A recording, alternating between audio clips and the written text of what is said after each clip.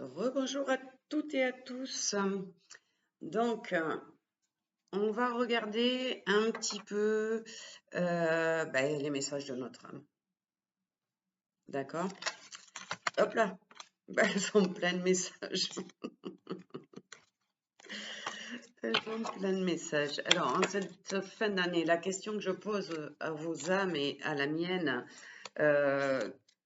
quels sont les blocages que j'ai ou que vous avez dans cette fin d'année 2025 et qu'est-ce qu'il faut débloquer pour entrer en 2026. Allez, on regarde.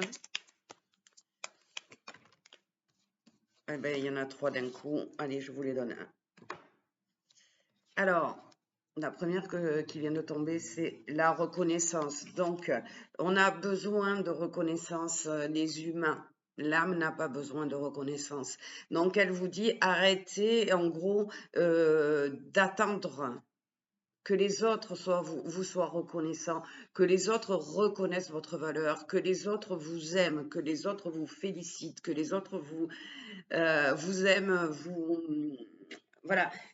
Arrêtez d'attendre des autres ce que vous devez vous donner vous-même. C'est soi-même qui devons être fiers, reconnaissants ou reconnaissante de ce que l'on a mis en place, de toutes les épreuves qu'on a passées, de tout ce que on a réussi à faire pour les autres. Soyez fiers de vous. Ça, c'est important si vous arrivez avec une blessure de manque de reconnaissance en 2026, ben vous allez tourner en rond. 2026, ça éclate, on oublie tout le reste et on redémarre sur autre chose. Alors faites-vous des compliments, prenez soin de vous.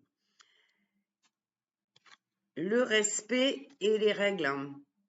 Alors, on va abandonner les gens qui sont rigides, qui sont carrés, qui veulent absolument que tout soit parfait, qui veulent être eux-mêmes parfaits.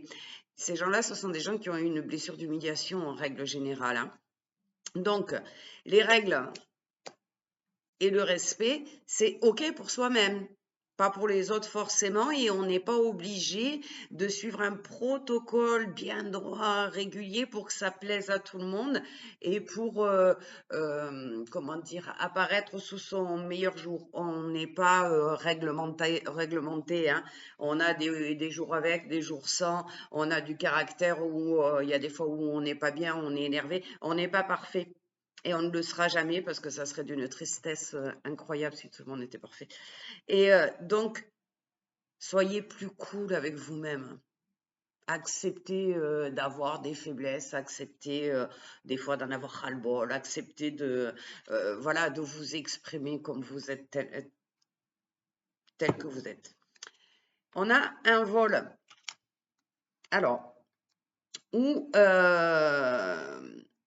il y a quelqu'un qui ou vous avez déjà subi un cambriolage ou un vol quelconque, mais je pense plutôt à le vol de l'âme. Faites attention de ne pas trop vous entourer de personnes qui sont un peu négatives, qui ont tendance à ponctionner votre énergie, qui ont tendance à vous solliciter sans cesse, et qui vous épuisent. Donc, en gros, prenez soin de vous et faites attention aux relations toxiques, faites attention à tous ces gens qui vous vampirisent un petit peu.